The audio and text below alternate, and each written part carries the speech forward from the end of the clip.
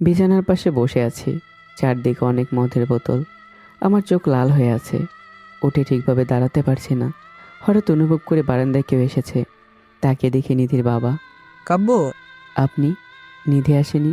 এখন আমি কি করব? আমি কালোকে কিছু বলে এই বাসায় নিয়ে আসবো আর এখানে কয়েক মাস থাকতে বলবো। আশা করি তোমার সাথে সময় কাটালে তোমার কথা ওর মনে পড়বে। কেঁদো না। ভালোবাসার মানুষকে হারানোর ব্যথা সহ্য করা কঠিন। আমি তোমাদের আলাদা হতে দেব না। নিধির বাবা চলে যায়। আমি লাইট জ্বালিয়ে দেখি রুমের অবস্থা খারাপ। দ্রুত রুম পরিষ্কার করতে থাকি। কাল যে নিধি আসবে। বাসর ঘরে আয়নার দিকে তাকাতেই খেয়াল করলাম আমার বইয়ের কোনো প্রতিবিম্ব নেই আয়নাতে। আমি আঁতকে উঠে নিধির দিকে তাকাই। নিধি এসে আমার কাছে এসে বসে। কে কে কে তুমি? আমি নিধি। কেন? তুমি মানুষ না। কে তুমি? আমি পড়ি। তোমাকে তো বলেছিলাম। তুমি সত্যি পড়ি? তোমাকে তো আগেই বলেছি। আমি তো ভেবেছি তুমি সুন্দরী তাই বলেছো। তোমার বিশ্বাস হচ্ছে না? না। আচ্ছা দাঁড়াও। নিধি উঠে দাঁড়ায় আর নিমিষে তার পিঠ থেকে পরীর ডানা বেরিয়ে আসে। তার মাথায় লম্বা চুল। মারাত্মক সুন্দরী লাগছে তাকে। আলো যেন বেরোচ্ছে তার শরীর থেকে। নিধি হেসে সামনে তাকিয়ে থাকে। আর আমি তো জ্ঞান হারিয়ে পড়ে আছি। নিধি ডানা গুটি আমার পাশে এসে বসে। উফ, আমার সংসার খুবই অন্যরকম হবে। পরদিন সকালে নিধি আমার মায়ের সঙ্গে রান্নাঘরে রান্না করছে। আমি দেয়ালের পেছন থেকে লুকিয়ে লুকিয়ে দেখছি। কারণ মায়ের সঙ্গে তো মানুষ না, পরি দাঁড়িয়ে আছে। মায়ের কোনো ক্ষতি করলে হঠাৎ আমার কাঁধে কেউ হাত দেয়। ঘুরতেই দেখি নিধি। আমি আঁতকে উঠি, কারণ নিধি তো রান্না করে। আমি দেখলাম দুই স্থানেই নিধি। কি দেখছো আমাকে এভাবে?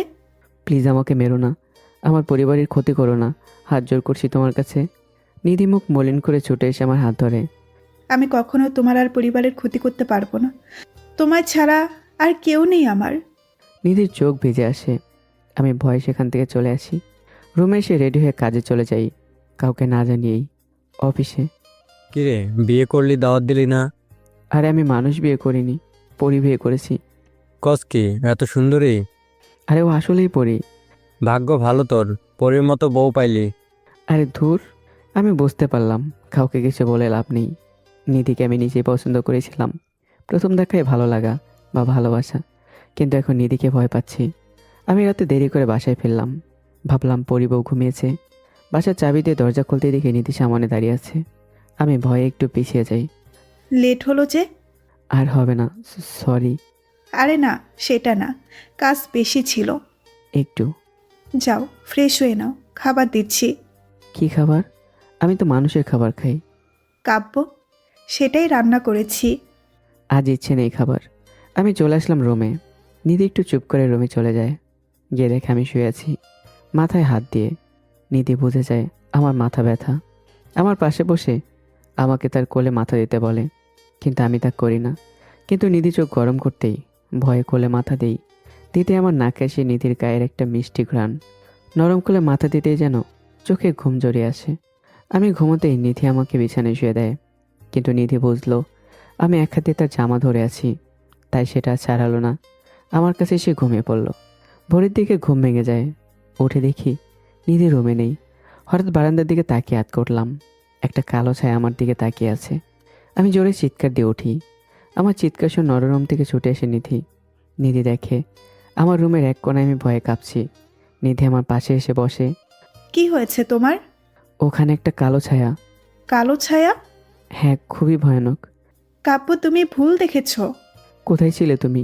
নাকি তুমি ছিলে সে? আরে না, আমি তো অন্য রুমে গিয়েছিলাম। কেন? তুমি না ভয় পাও, তাই। লাগবে না, এই রুমেই থাকো। নিধি একটু মুচকে হাসলো। আমি উঠে বিছানায় গিয়ে শুয়ে পড়লাম। আমি ভয় পেয়েছি বলে তোমাকে রুমে থাকতে বলছি? ওই ছায়া দেখে তুমি ভয় পাবে তাই বললাম। নিধি একটু হেসে মাথা নাড়ে। আমি ঘুমিয়ে পড়লে নিধি বারান্দায় বেরিয়ে যায়। রাস্তায় নামতে পাশের একটা গাছে একটা কালো ছায়া দেখে। নিধি রেগে যায়। তার চোখ জল করতে থাকে। ডানা বেরিয়ে আসে। হাত বাড়িয়ে ছায়াটার গলা চেপে ধরে উপরে তোলে। ছায়াটা ছটফট করতে থাকে। আর ক্ষতি করার চেষ্টা করলে কাউকে রেহাই দিব না। নিমিষে ছায়াটা ছাই হয়ে পড়ে যায়। নিধির উপর চুপ করে দাঁড়িয়ে থাকে। 2 দিন পর সকালে আমার ঘুম ভাঙে। উঠে দেখি নিধি পায়ের কাছে ঘুমিয়ে আছে। আমার কেমন যেন মায়া হয়। কি করব বুঝতে পারছি না। কারণ ও তো মানুষ না। আমি উঠে ফ্রেশ হয়ে দেখি নিধি এখনও ঘুমিয়ে। আমি একটু অবাক হলাম। আজ কিছু আত্মীয় আসবে, আর এখনও তো নাস্তাই বানানো হয়নি। আম্মু আজ বাসায় নেই। আত্মীয়রা এসে তো নিধির ব্যাপারে অনেক কিছু বলবে। কেন যেন নিধির জন্য একটু অদ্ভুত মায়া হচ্ছে। আমি গিয়ে নিধির গায়ে একটা হালকা কাঁথা দিয়ে নিজে রান্নাঘরে চলে যাই। নিধির ঘুম ভেঙে গেলে সে উঠে দেখে তার গায়ে কাঁথা। একটু অবাকই হয়। তারপর উঠে বের হতেই দেখে আমি রান্না করে একাই রান্না করছি। নিধি দেয়ালে হেলান দিয়ে হেসে দেয়। আমি যতই ভয়ে থাকি না কেন, মনে যে নিধির জন্য ভালোবাসা আছে সেটা সে ভালোই বুঝতে পারছে। নিধি চুপচাপ দেখতে থাকে। এরপর ধীরে ধীরে আমার কাছে এসে দাঁড়ায়। আমি তাকে দেখে ভয়ে পিছিয়ে যাই। বাহ, আমার জামাই তো বেশ ভালো রান্না করে।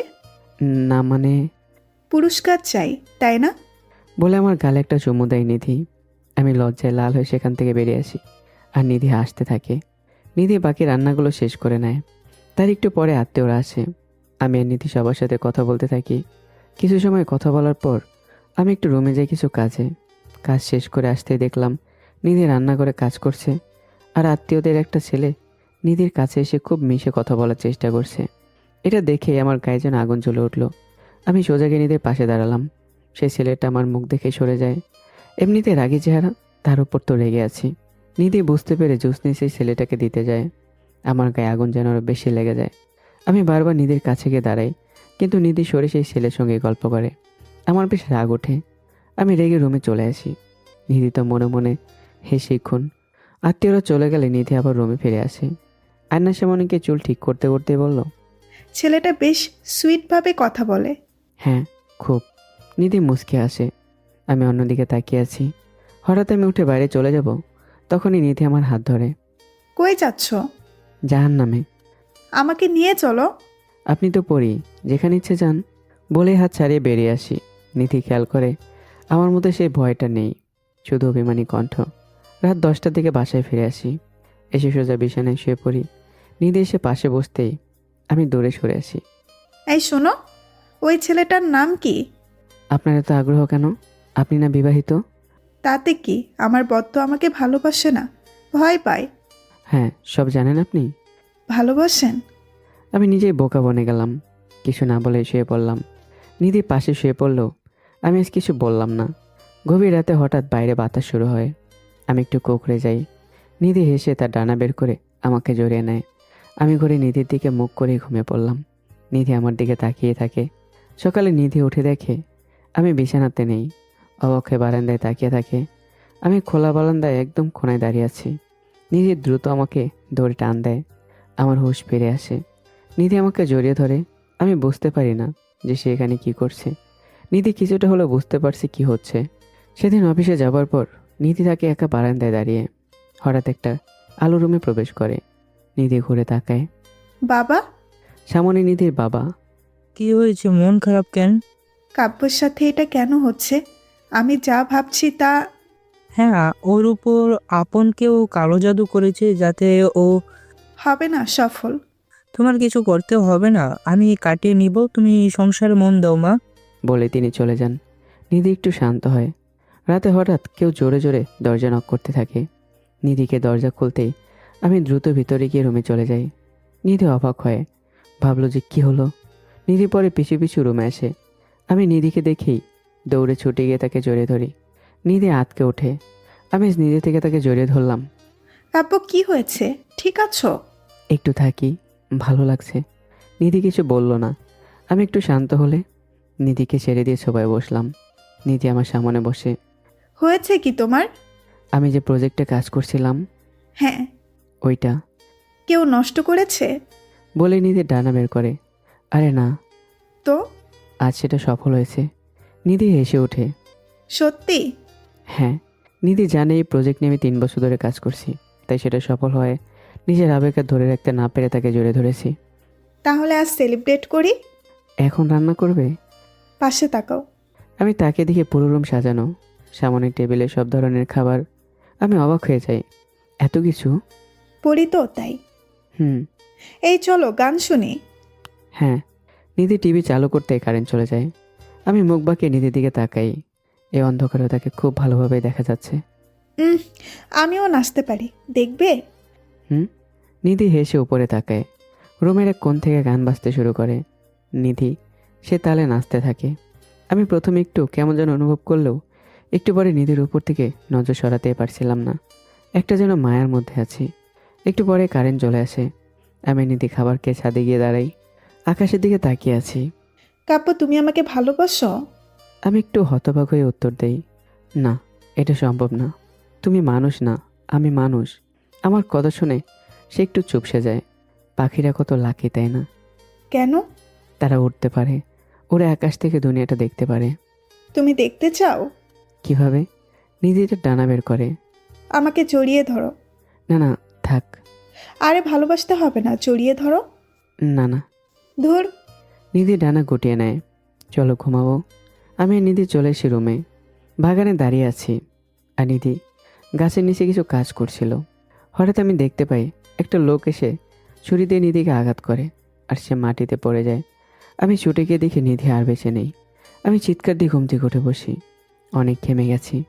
দেখলাম নিধি পাশেই ঘুমিয়ে আছে। আমি আবারও শুয়ে পড়ি। পরদিন সকালে স্বাভাবিকভাবে ফ্রেশ হই আর অন্য দিনের মতো বেরিয়ে না গিয়ে নাস্তার টেবিলে বসি। নিধি তো অবাক, কারণ আমি নাস্তা খাইনি তার হাতে এখনও। নিধি খুশি হয়ে নাস্তা এনে দেয়। আমি শান্তভাবে নাস্তা করে নিই। এরপর বের হবার সময় দরজায় দাঁড়াই। আমি আসি, রাতে দেখা হবে। আমি বেরিয়ে পড়ি। নিধি তো হয়ে দাঁড়িয়ে থাকে। আজ আমার হলোটা কি এটাই ভাবছিল। আজ এত ভালো ব্যবহার কেন করছি, কিন্তু নিধি তো সেই খুশি। আজকে আমাকে সারপ্রাইজ দেবে সে। বাসায় আসি জলদি করে। দরজা নক করলেও কেউ খুলছে না। কিছুক্ষণ নক দেওয়ার পরও কেউ খোলেনি। আমি ভয় পেয়ে দরজা ভেঙে ফেলতে তৈরি হই, কিন্তু তখনই দরজা খুলে নিধি। নীল শাড়ি আর চুড়ি আর খোলা চোল। আমি নিধিকে দেখে যেন জ্ঞান হারাই। যতই হোক, আমি মানুষ আর সে আমার সামনে পড়ি। পরীদের রূপ সবাই সহ্য করতে পারে। নিধি ভাবলো আমি কি ভয় জ্ঞান হারালাম নাকি মুগ্ধ হলাম কে জানে। নিধি আমাকে বিছানায় শুয়ে দেয়। রান্নাঘরে গিয়ে দাঁড়ায়। কিছুতেই তার মন শান্ত হচ্ছে না। নিধি আবার এসে আমার পাশে শুয়ে পড়ে। অনেকটা সময় পেরিয়ে যায়। আমি হঠাৎ তুষার বলে চিৎকার দিয়ে উঠি আর এরপর কাঁদতে শুরু করে দেই। নিধি উঠে আমার দিকে তাকায়। কাব্য, কি হয়েছে কাব্য? কাঁদছো কেন? তুষার? তুষারকে? আমার ভাই। কি হয়েছে তার? আমি কিছু না বলে ডুকরে কেঁদে উঠি। নিধি আমাকে চেপে শান্ত করার চেষ্টা করে। কাব্য, বলো না কি হয়েছে? তুষার আমার ভাই ছিল। আমরা সবসময় হাসি মজায় থাকতাম। আমি কখনো ভালোবাসায় বিশ্বাস করতাম না, কারণ আমার এমন কেউ ছিল না। কিন্তু তুষারের ছিল। একদিন সে কোনো কারণ ছাড়াই চলে যায়। তুষার তখন কিছু না বলেই থাকে। এরপর তুষার রাতে আমাকে অনেক কিছু বলে জীবনের ব্যাপারে। এর পরের দিনই সে কাজের কথা বলে বের হয়, কিন্তু তার আর ফেরা হয়নি। রাস্তায় একটা অ্যাক্সিডেন্টে সে চলে যায় আমাকে ছেড়ে। আজ আমি তাকে দেখেছি বলে আমি দ্রুত উঠে বাইরে হাঁটা শুরু করি। নিধি আমার পিছু নেয়। আমি সোজা কবরের সামনে গিয়ে দাঁড়াই। তুষারের কবর। টুকরে টুকরে কেঁদে উঠি। ঠিক বাচ্চাদের মতো করে কাঁদতে থাকি। নিধি দূরে দাঁড়িয়ে দাঁড়িয়ে দেখছে। তার কিছুই করার নেই। আমার কান্না দেখে তারও কান্না পাচ্ছে। চোখ মুছে আমার পাশে বসে। আমি তাকে দেখে জড়িয়ে কাঁদতে থাকি। একটা মারাত্মক চাপা কান্না কান্না করতে থাকি, যেন কান্না থামছে না। আমাকে তো দুর্বল কখনো দেখেনি নিধি। রাতে ঘুমানোর সময় চুপ করে আছি। নিধি এসে পাশে বসতেই আমি তার দিকে তাকাই। আমার জীবনে তুষারই ছিল, যাকে আমি ভালোবাসি, আমার ভাই। কিন্তু ও যাবার পর তুমি আমার জীবনসঙ্গী হিসেবে এলে। যখন জানলাম তুমি মানুষ নাও, ভেঙে পড়েছিলাম। কিন্তু এখন আমি তোমাকে হারাতে পারবো না। তুষার যে কষ্ট পেয়েছে সেটা আমি পেতে চাই না। নিধি আলতো করে আমার বুকে মাথা দেয়। আমি নিধিকে শক্ত করে জড়িয়ে ধরি। আকাশের দিকে তাকিয়ে থাকি, হয়তো তুষার দেখছে। পরের দিন সকালে নিধির ঘুম ভেঙে যেতে এসে দেখলো আমি সামনে কি যেন খুঁজছিলাম। নিধি উঠে দাঁড়ায়। কি খুঁজছো? আমাকে বলো। তোমার পা দেখি, উল্টো না তো? কাব্য, আমি পড়ি, পেতনি না। পা দাও। নিধি পা দেখাতেই আমি একটা পায়েল নিধির পায়ে জড়িয়ে দিই। এটা আমি আর ভাই মিলে দুটো কিনেছিলাম। একটা তো, যাই হোক, আরেকটা আমি রেখে দিয়েছিলাম। নিধি হেসে সেটার দিকে তাকায়। বেশ মিষ্টি দেখতে। নিধি এসে আমার গালে একটা চুমু দেয়। আজ আমরা নাস্তা বানাবো। আমি? আমরা? আমি হেসে নিধির হাত ধরে টেনে রান্নাঘরে নিয়ে যাই। আমার এই পরিবর্তন দেখে নিধি অবাক, কিন্তু নিধি বুঝতে পারছে না যে হারানোর ভয়ে আমি এমন হয়ে আছি। তুষার যেখানে সবাইকে ফেলে চলে গেছে, এটা দেখে আমি এখন এসে শখে আছি। নিধি রুটি বানানো শুরু করে, কিন্তু আমাকে বিরক্ত করতে ইচ্ছে করেই রুটি বাঁকা বানায়। আমি বুড়ো গোছকে বললাম, এভাবে না। তুমি দেখিয়ে দাও। আচ্ছা। আমি কি নিধির পাশে দাঁড়াই। সরো। না, এভাবেই বানানো শিখাও। আমি নিধিকে পেছন থেকে আলতোভাবে জড়িয়ে রুটি বানাতে থাকি। নিধি যেন আমার বুকের সাথে মিশে যায়। আমি হঠাৎ আলতোভাবে তার পেটে হাত বুলিয়ে তাকে জড়িয়ে ধরি। নিধি চোখ বন্ধ করে ফেলে, হাত শক্ত করে রাখে। আলতো করে ঠোঁটে ঠোঁট ছোঁয়াতে কেঁপে ওঠে নিধি। শিহরিত হয় পুরো শরীর। আমি কোমর চেপে ধরে আরও কাছে নিয়ে আসি, কিন্তু হঠাৎই নিধি দূরে সরে যায়। কাব্য রুটি পুড়ে যাবে ফাজিল। আমি রুটি বানাতে থাকি। এদিকে আমার এক আত্মীয় জামিলা আর তার মেয়ে ঘরে কোনো কিছু নিয়ে কথা বলছে। মা, তুমি আর কত সময় নেবে? এদিকে ওই মেয়ে কাব্যকে নিয়ে সংসার করছে। তুমি বলেছিলে ওই মেয়ের সাথে কাব্যের ডিভোর্স হয়ে যাবে, কিন্তু হয়নি। হবে হবে, কাল তুই ওদের বাসায় যাবি, আমি তোকে দিয়ে আসব। আমি কাব্যের মাকে বলেছি তোর পড়ার জন্য তুই 1 মাস ওদের বাসায় থাকবে।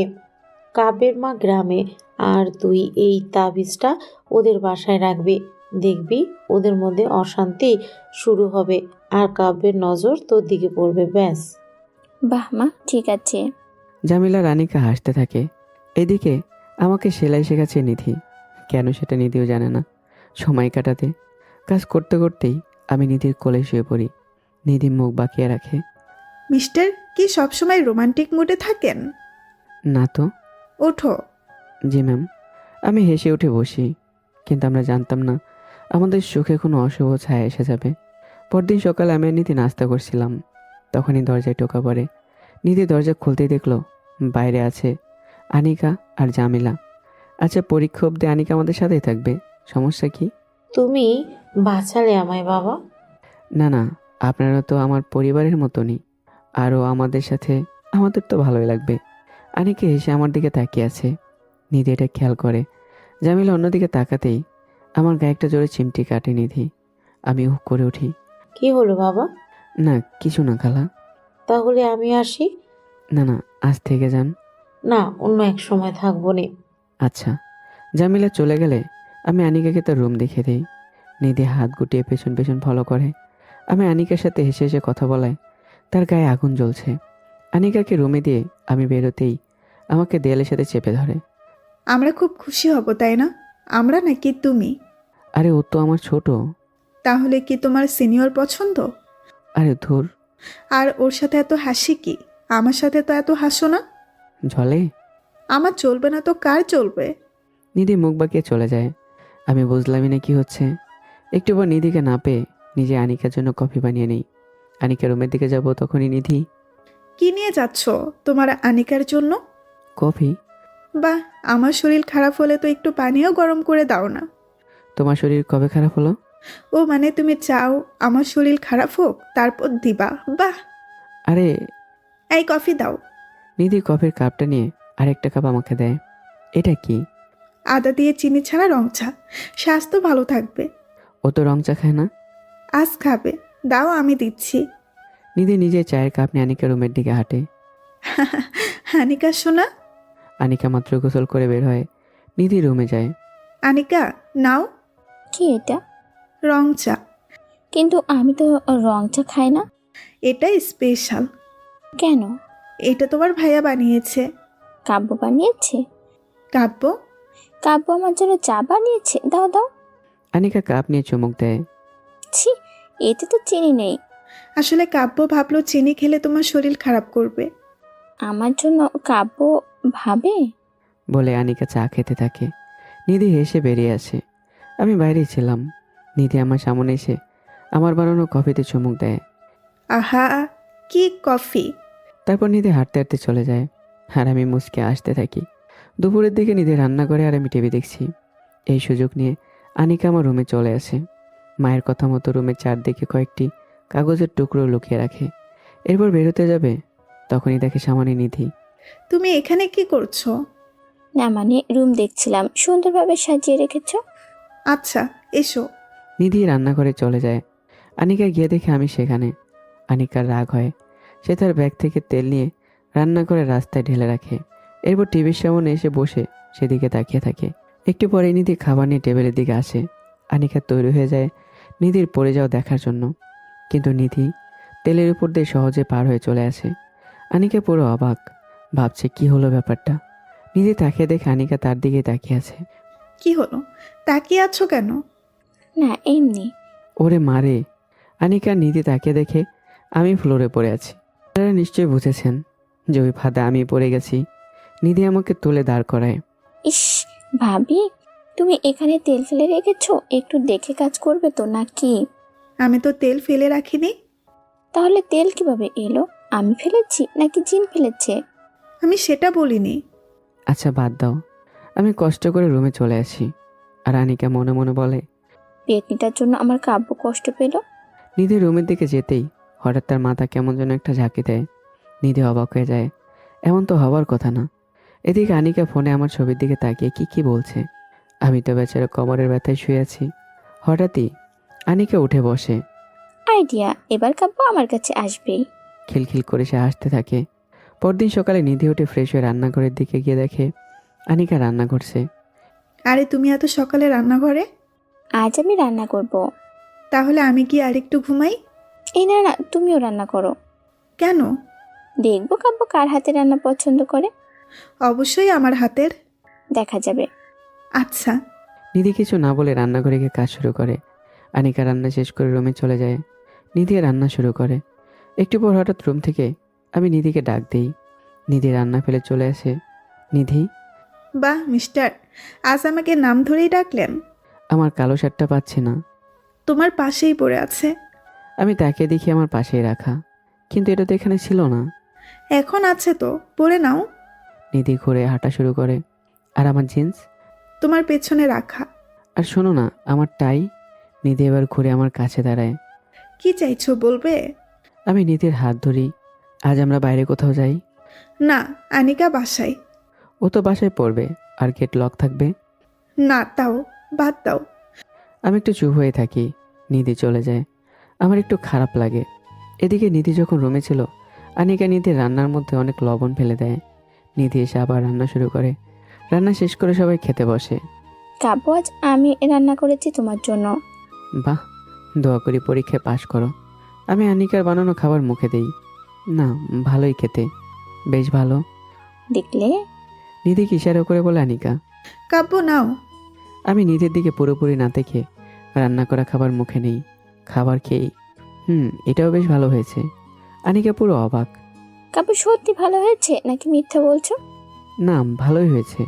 আনিকার তেলে বেগুনি জ্বলে ওঠে। আচ্ছা তোমরা খেয়ে নাও, আমি অফিসের কিছু ফাইল ঠিক করে নিই। আমি উঠে রুমে চলে আসি। রুমে এসেই জিভ বের করে অদ্ভুত রকম মুখ বানাই। ইস, এত লবণ কেন? এদিকে নিধি নিজের বানানো খাবার মুখে দিতেই চমকে যায়। কিছু না বলে উঠে রুমে চলে যায়। এসেই দেখে আমি ফাইল নিয়ে দাঁড়িয়ে আছি। নিধি ছুটে এসে আমাকে জড়িয়ে ধরে।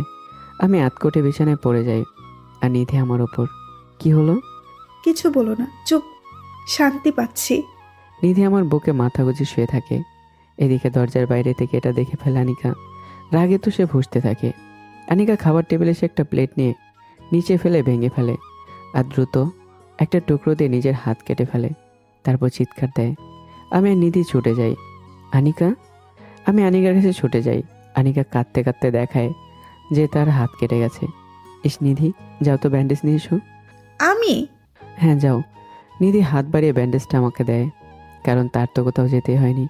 আনিকাকে বসিয়ে তার হাত ব্যান্ডেজ করতে থাকি। আনিকা নিধির দিকে তাকিয়ে একটা অদ্ভুত হাসি দেয়। নিধি বুঝতে পারলো না আনিকা কেন করলো এটা। দুপুরের দিকে রুমে এসে দেখি নিধি জানালার পাশে চুপচাপ বসে আছে। আমি গিয়ে পাশে বসি। কি হয়েছে? আমি তোমার জীবনে আসায় তোমার অনেক ক্ষতি হলো, তাই না? কেন? আমাকে বিয়ে করে সুখী না তুমি?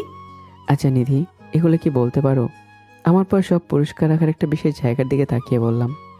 হ্যাঁ, তুমি যত পুরস্কার পেয়েছো সব। ভাবছি এগুলো এখন ফেলে দেব। কেন? আমি উঠে এই পুরস্কারগুলো একটা ব্যাগে ফেলতে থাকি। কিন্তু অবাক হয়ে যায়, এগুলো আমার বেশ প্রিয়, তাহলে ফেলছি কেন এটাই ভাবছে। সব পুরস্কার ফেলার পর আমি জায়গাটা মুছে নিধির কাছে আসি। নিধিকে কোলে তুলে নিই। এরপর সেই পুরস্কারের স্থানে নিধিকে বসিয়ে দেই। এগুলোর থেকে বেশি দামি পুরস্কার পেয়ে গেছি তাই। নিধির চোখ বেঁচে আসে।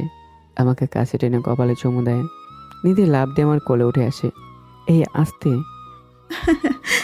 তুমি এত হালকা কেন? পড়ি যে তাই। ও।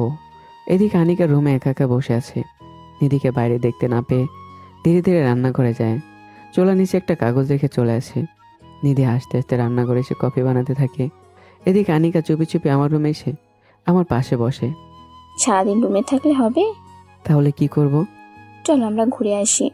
ভালো আইডিয়া, নিধিকে বলি। না না, উনি তো রান্না করছে। তাহলে পরে যাই। না, আমি এখনই যাব, আমি এখনো বাইরের কিছুই দেখিনি। আচ্ছা চলো। আমি আর আনিকা বেরিয়ে যাই। যাবার সময় নিধিকে বলে আসি যে আমরা একটু হেঁটে আসছি। নিধি কিছু বলতে গিয়ে বলতে পারলো না। নিধি সকালে আনিকার জন্য আমাকে না করলো, আর আনিকা এখন তাকে ফেলেই আমাকে নিয়ে চলে গেল। আনিকা রাস্তা দিয়ে হাঁটার সময় নানা রকম বাহানায় আমার হাত ধরার চেষ্টা করে। সন্ধ্যা হয়ে গেলে দুজনেই ফিরে আসি। নিধি দরজায় দাঁড়িয়েছিল। আনিকা আবার একটা অদ্ভুত হাসি দিয়ে রুমে চলে যায়। নিধির আগে ফুঁসতে থাকে, আর আমি একটা আইসক্রিম নিধির দিকে বাড়িয়ে দিই। নিধি রেগে তাকায়। আমি একটু ভয়মাখা হাসি দেই। নিধি আমার কলার ধরে ঘাড়ে একটা গভীর চুমু দিয়ে ঠোঁটের দাগ বানিয়ে দেয়। এটা যেন কাল অব্দি না মোছে, না হলে খবর আছে।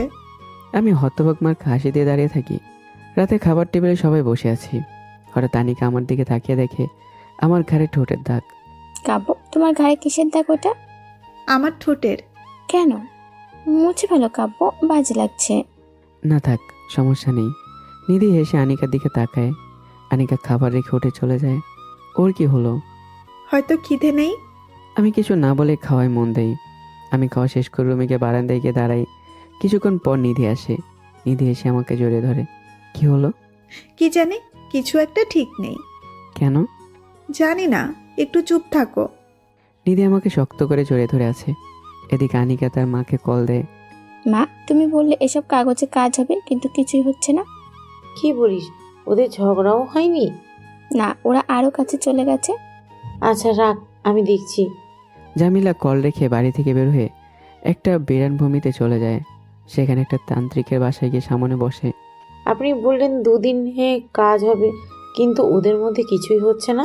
ওই বাসায় কোনো শক্তিশালী শক্তি আমার পিচাজদের বাড়িতে ঢুকতে দিচ্ছে না। মানে? তুই বিশ্বাস করবি না, কিন্তু ওই বাড়ির বউ কোনো মানুষ না, একটা পরী। কি বলেন? এই কথা কাউকে বলার চেষ্টা করিস না, তুই মারা যাবি।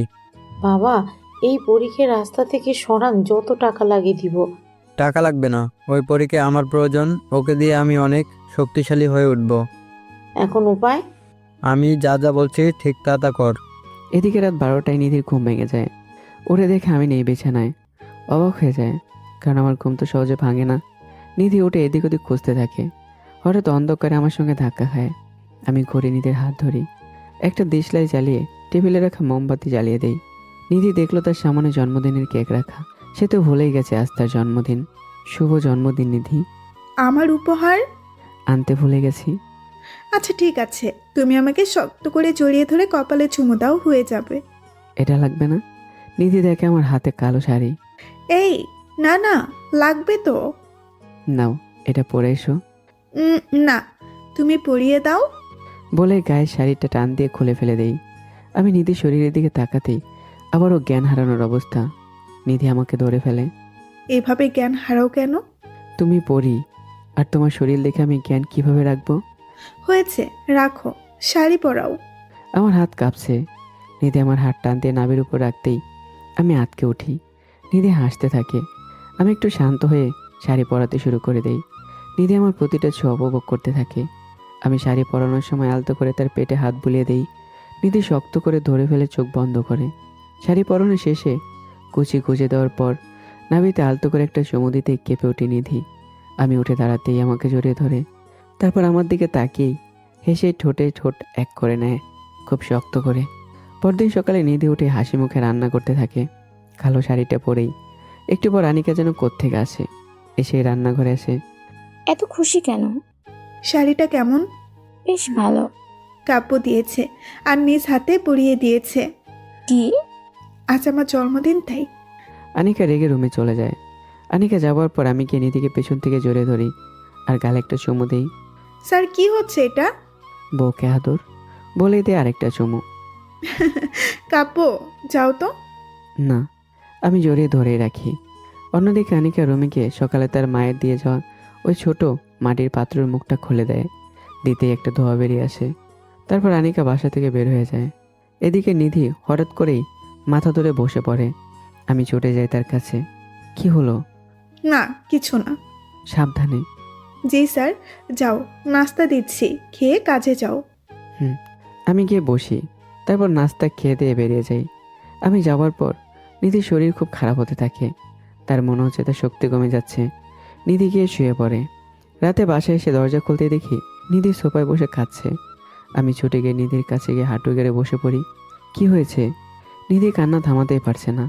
আমি আবারও জিজ্ঞাসা করলে নিধি একটা কাগজ আমার হাতে দেয়।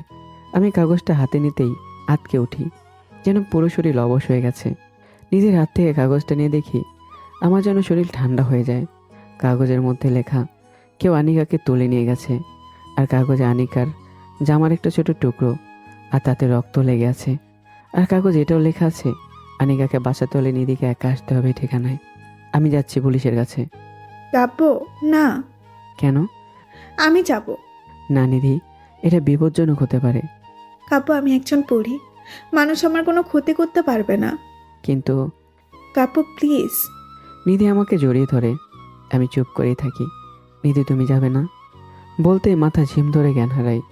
সরি কাব্য। নিধি ডানা বের করে বেরিয়ে যায়। নিধি ঠিকানা অনুযায়ী পৌঁছে দেখে সেটা একটা বন্ধ কারখানা। ভেতরে যেতেই দেখে অনেকগুলো গলির মতো। কোন দিকে যাবে বুঝতে পারছে না, তবুও খুঁজতে থাকে। একটা সময় একটা বন্ধ রুমের দিকে পা বাড়ায়। দরজা ধাক্কা দিতে দেখে একটা গোল বৃত্ত। নিধি সেটার ভিতরে যেতেই তার শরীর ভারী হয়ে যায়, যেন গায়ে আর একটু শক্তি নেই। সে বের হতে চেষ্টা করে, কিন্তু বের হতে পারে না। এদিকে আমার জ্ঞান ফিরতে দিকে নিধি নেই। বুঝতে পারি নিধি আমাকে অজ্ঞান করে একাই চলে গেছে। আমি নিধির ওপর খুব রাগ হই। এটা ঠিক করোনি নিধি। আমি দ্রুত বেরিয়ে যাই সেখান থেকে। সোজা ওই ঠিকানার দিকে যেতে থাকি। কারখানা দেখে আমার কেমন যেন লাগতে শুরু করে। ভেতরে যেতেই শুনতে পাই কেউ বেরিয়ে আসছে। আমি লুকিয়ে যাই। দেখলাম জামিলা রানিকা বেরিয়ে আসছে আস্তে আস্তে। এবার এই পেতনি শেষ। নিধি নামের কাটা আজ সরল। চল চল, কেউ দেখে ফেলবে। দুজনে বেরোতেই আমি দ্রুত কারখানার ভেতরে চলে যাই। অনেকগুলো গলি, এদিক ওদিক খুঁজতে থাকি। হঠাৎ দুজন লোক আমাকে বাধা দেয়। তারা আমাকে ধমকাতে থাকে, কিন্তু আমি বারবার অনুরোধ করে নিদিকে ছেড়ে দিতে বলি, কিন্তু তারা বারবার আমাকে চলে যেতে বলে। একসময় তারা বিরক্ত হয়ে যায় আর একে আরেকজনকে ইশারা করে। ইশারা করতে একজন ছুরি বের করে আমার পেটে বসিয়ে দেয়। আমি পেটে হাত দিয়ে মাটিতে লুটিয়ে পড়ি। দুজন লোক হেসে চলে যায় সেখান থেকে। আমার চোখ ছলছল করতে থাকে। ভাই প্লিজ আমার নিধিকে বাঁচিয়ে নাও। আমি আর কিছু চাই না, তোমার যা ইচ্ছে নিও। আমার জীবন নিয়ে হলো নিধিকে বাঁচিয়ে দাও। হঠাৎ আমি চোখ খুলে দেখি আমি একটা অন্ধকার জায়গায়। চারদিকে ধোয়া, আর সামনে একটা বিশাল সিংহাসন। সেখানে পায়ের উপর পা তুলে বসে আছে তুষার আহমেদ, মানে আমার ভাই। ভাই, সময় এসে গেছে তাই না? তুমি যা চাইবে তাই হবে, নিধিকে বাঁচিয়ে নাও। কিন্তু একটা শর্ত, সব মানবো। তুমি আমার সাথে মিশে যাবে। কাব্য ও তুষার আহমেদ এক হয়ে যাবে। তুষার আহমেদ কাব্য দ্য ডেভিল। আমি রাজি। হুট করে জীবিত হয়ে উঠে বসি। সামনের দিকে তাকাই। আমার চোখ লাল আগুনের মতো জ্বলে ওঠে। উঠে দাঁড়াই। এদিকে নিধি সেই বৃত্তের মধ্যে জ্ঞান হারায়। বাইরে তান্ত্রিক বসে মন্ত্র পড়ছে। হঠাৎ সে দেখতে পায় সামন থেকে আমি তার দিকে আসছি, আর আমার চোখে কোন আগুনের মতো জ্বলছে। তান্ত্রিক নানা রকম মন্ত্র পড়তে থাকে। আমি হেসে এগিয়ে যাই। সরি তান্ত্রিক, ডেভিলের ওপর কাজ করবে না এসব বলে আমি তান্ত্রিককে গলা চেপে ধরে তুলে ধরি। কে তুমি? আমি হেসে নিজের আসল চেহারা দেখে দিই। তান্ত্রিক দেখে ভয়ে চিৎকার দিয়ে বুকে হাত দিয়ে ছটফট করতে করতে মারা যায়। আমি তাকে ফেলে দিয়ে নিজের সুর ঠিক করে নেই। বাহ, এটা ইজি ছিল। এবার কাব্যের নিধির পালা। কিন্তু সেই রুমের সামনে যেতেই আমার জ্বলন্ত চোখ নিভে যায়, আর আমি মাথা ধরে বসে পড়ি। তারপর উঠে রুমের ভেতরে চলে যাই। নিধি নিচে পড়ে আছে। আমি নিধিকে নিয়ে বাসায় চলে আসি। সকালবেলা নিধির জ্ঞান ফিরে আসে। উঠে সে নিজেই জিজ্ঞাসা করে, আনিকা কোথায় কাব্য? ও তো কাল চলে গেল। ওকে তো কেউ কিডন্যাপ করেছিল। নিধি, তুমি স্বপ্ন দেখছো? মানে? মানে কাল আমি বাসায় এসে দেখি তুমি ঘুমিয়ে আছো। না, আমি তো। নিধি, বললাম তো। নিধি আর কিছু বলে না। তারও যেন কেমন অদ্ভুত লাগছে। আমি নিধির মাথায় হাত বুলিয়ে চলে যাই। নিধি কাঁথা বুকে চেপে শুয়ে আছে। আমি বেরিয়ে রান্নাঘরে নাস্তা বানিয়ে নিধির পাশে রেখে দেই। নিধির গায়ে একটু জ্বর, কিন্তু এটা থাকার কথা না। আমার তেমন কিছু মনে নেই। সকাল হতেই আমার মস্তিষ্ক থেকে রাতের ঘটনাগুলো কেমন যেন মুছে যাচ্ছিল। তারপর আমি অফিসে চলে যাই। অফিসে বসে ভাবতে থাকি নিধির থেকে আমার গোপন কথাগুলো লুকিয়ে রাখা ঠিক কিনা। কাজ শেষ করে বিকেলে চা খেতে বের হই। চায়ে চুমুক দিতেই খাতে হাত পড়ে। কি ভাবছিস? তেমন কিছু না। কি হয়েছে? আমি কে? মানে? আমার নাম কাব্য? পুরোটা হুম। বল। আশেপাশে কেউ নেই, তুষার আহমেদ কাব্য। কিন্তু এটা তুই ছাড়া কেউ জানে না। হুম। এটা নিধির থেকে লুকানো ঠিক হচ্ছে? কেন? আমার যে সত্তা আমার মধ্যে ছিল না, যার জন্য আমি অসম্পূর্ণ ছিলাম, সে ফিরে এসেছে। কিন্তু কিভাবে? আমি একটা সওদা করেছি, তালিম কিছু বলল না। রাতে আমি বাসায় এসে দেখি বাসায় অনেক মানুষ, একটু ভেতরে যেতে দেখি পুলিশ। আর রান্নাঘরে গিয়ে আমি হতবাক হয়ে যাই। ফ্লোরে রক্তাক্ত হয়ে পড়ে আছে আর নিধি কাঁদছে, তার হাতে রক্ত। নিধি দৌড়ে এসে আমাকে জড়িয়ে ধরে খাবো খাবো, আমি সত্যি অনেকে মারিনি। বলেই সে কাঁদতে থাকে। আমি কি বলবো বুঝতে পারছি না, কে করলো এটা, নাকি অন্য কেউ যে নিধির ক্ষতি চাইছে। আমি দ্রুত নিধিকে কাছে টেনে নেই। আমি কিচ্ছু করিনি, আমি বাইরে গিয়েছিলাম, কিন্তু এসে দেখি আনিকা এখানেই। বলে কাঁদতে থাকে নিধি।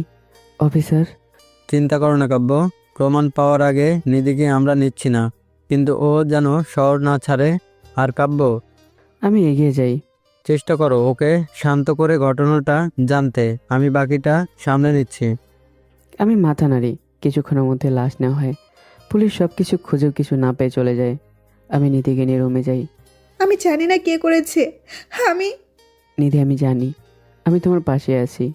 আসল অপরাধীকে পুলিশ খুঁজে বের করবেই। হুম। নিধি কাঁদতে কাঁদতে আমাকে জড়িয়ে ধরে। নিধি, তুমি ঠিক আছো? কেন? তুমি? আমি জানালার দিকে তাকাই, সেখানে ফুলের গাছটা মরে গেছে। নিধি বাসায় থাকলে এই গাছটার ফুল ফুটে থাকে। আমার মন ভালো না থাকলে ফুলও ফোটে না। নিধি। আমি নিধিকে শুয়ে দেই, কিন্তু নিধি এসে আমার কোলে শুয়ে পড়ে। আমি আলতো করে মাথায় হাত বুলিয়ে দিতে থাকি। নিধি সহজেই ঘুমিয়ে পড়ে। আমি উঠে বাসা থেকে বেরিয়ে যাই। সে তান্ত্রিকের দুইজন লোক একটা বাসায় একসাথেই থাকে। হঠাৎ রাতে দরজায় টোকা পড়তেই একজন উঠে দরজার কাছে গিয়ে ফিশাই লেন্স দিয়ে বাইরে তাকায়। তখনই দরজা ভেঙে পড়ে তার উপর। আরেকজন এসে তাকে তোলে। সামনে আমি দাঁড়িয়ে। কিছু জানার ছিল। লোক দুজন চিৎকার দিয়ে ওঠে। সকালে নিধির ঘুম ভেঙে যায় আমার হাতের ছোঁয়ায়। চোখ খুলে দেখে আমি হেসে তাকিয়ে আছি। শুভ সকাল। হুম। নিধি, ওঠো, আজ অনেক কাজ। আমি নিধিকে টেনে তুলি, কোলে তুলে নেই, নিয়ে ফ্রেশ হতে চলে যাই। নিধি আমার কোলে থেকে ফ্রেশ হয়ে নেয়। এরপর আমি তাকে কাঁধে ঝুলিয়ে রান্নাঘরে চলে যাই। রান্নাঘরে গিয়ে নামাই, চলো রান্না করব। নিধি মাথা নাড়ে। আমি আর নিধি একসাথে রান্না করতে থাকি। আমি রুটি বানানোর সময় আটা নিধির নাকে লাগিয়ে দেই। নিধি নাক ফুলে আমার দিকে তাকায়। আমি তা দেখে হাসতে থাকি। তবে রে, নিধি আমাকে তাড়া করে আর আমি হাসতে হাসতে দৌড়াতে থাকি। একসময় নিধি আটা আমার মুখে মাখিয়ে দেয়। এটা ঠিক না, দাঁড়াও। এবার আটা আমি নিয়ে নিধিকে তাড়া করি। এবার অনেকক্ষণ কেটে যায় আমাদের। দুপুরে খাবারের পর শুয়ে টিভি দেখছিলাম। নিধি আমার বুকের ওপর শুয়ে আছে। হঠাৎ নিধি উঠে উঠে রুমে যায়। আমি কিছু বললাম না। নিধি ফিরে আসে একটা ব্যাগ নিয়ে। এতে কি? এতে নিধি ব্যাগ থেকে 3টা কাগজ বের করে। এগুলো কালো জাদু করতে ব্যবহার করা হয় কাব্য। আনিকা এগুলো আমাদের বাসায় এনেছিল। আনিকা? হ্যাঁ, কিন্তু এই জাদু করার জন্য 5টা কাগজ থাকতে হয়। 2টা আমি খুঁজে পাচ্ছি না। মানে কালো জাদু হয়নি? হয়েছে, কিন্তু আনিকাকে কেন বা কে মেরেছে বুঝতে পারছি না। কাল কি হয়েছে আমাকে বলো। নিধি ব্যাগ রেখে টেবিল থেকে 1 প্যাকেট চিপস নিয়ে এসে আমার কোলে উঠে বসে। তুমি যাবার পর আমি রুমে ছিলাম, আর তখনই আনিকা বাসায় আসে। আর আমাকে দেখে সে অবাক হয়ে বলে, আমি বেঁচে আছি কিভাবে? আমি বুঝতে না পেরে বললাম কেন, কিন্তু আনিকা ছুটে বেরিয়ে যায়। আমি কিচ্ছু বুঝিনি। বিকেলে আমি একটু বের হই হেঁটে আসতে, কিন্তু এর মাঝে আমার দেখা হয় তোমার এক কাকার সাথে, যিনি আমাদের বিয়েতে ছিল। উনি আর ওনার বউ আমাকে বাসায় টেনে নিয়ে যায়, অনেক গল্প করে। তাই সন্ধ্যা হয়ে যায় ফিরতে, আর এসে দেখি আনিকা ফ্লোরে ছটফট করছে, আর আমি কাছে গিয়ে তাকে কোলে নিতেই সে মারা যায়। আর কিছুই বুঝে উঠতেই সেখানেই জড়ো হয়। ও, আমি বুঝতে পারি এসবের কোনো পরিকল্পনারই অংশ। আমি নিধিকে আর কিছু বলি না। নিধি পিচ্ছি মেয়ের মতো চিপস খাচ্ছে। আমি তার দিকে তাকিয়ে থাকি আর চুলে হাত বুলিয়ে দিতে থাকি। রাতে নিধি আর আমি ঘুমিয়ে আছি। হঠাৎ নিধির ঘুম ভেঙে যায়। নিধি বুঝতে পারে না কেন ঘুম ভেঙে গেল। সে উঠে ওয়াশরুমে গিয়ে আয়নার সামনে গিয়ে মুখ ধুয়ে নেয়। মুখ ধুয়ে উপরে তাকিয়ে দেখে সামনে আনিকা। নিধি ভয়ে পিছিয়ে আসে। কেন মারলে আমাকে? আমি মারিনি, বিশ্বাস করো, আমি কিচ্ছু করিনি। আনিকা বারবার একই কথা বলতে থাকে। নিধি ভয়ে রুমের এক কোণায় বসে পড়ে। চারদিক থেকে আনিকা ছায়া এসে ঘিরে ধরে তাকে। আর একই কথা বলতে থাকে। সকালে উঠে দেখি নিধি রুমের এক কোণায় বসে আছে। আমি গিয়ে তার গায়ে হাত দিতেই নিধি আমাকে জড়িয়ে ধরে কেঁদে দেয়। আমি কিছু করিনি, আমি কারো কোনো ক্ষতি করিনি। নিধি পরি হলেও ওর মন অনেক নরম, তাই আনিকার এই ব্যাপারটার ফলে সে নিজেকে দোষী মনে করা শুরু করে। আমি নিধিকে চেপে ধরে শুয়ে দেই। নিধি কাঁদতেই তার ডানা বেরিয়ে আসে। আমি খেয়াল করি ডানার একটা পালক কালো হয়ে আছে। আমি বুঝতে পারিনি এটা কিসের আলামত। আমাদের সম্পর্কে কোনো নতুন বাধা এলো? আমি আর নিধিকে এ বাধা পার করতে পারবো? পরদিন সকালে নিধি উঠে দেখে আমি সব গোছাচ্ছি। নিধি চোখ কসলাতে কসলাতে উঠে বসে। কি করছো? ব্যাগ গোছাচ্ছি। কেন? আমরা গ্রামে যাব, একটা কাজিনের বিয়ে। হঠাৎ? বিয়ে তো হঠাৎই হয়। মানে হঠাৎ যাবার কথা কাল তো বলনি। আর সকালে কল এলো।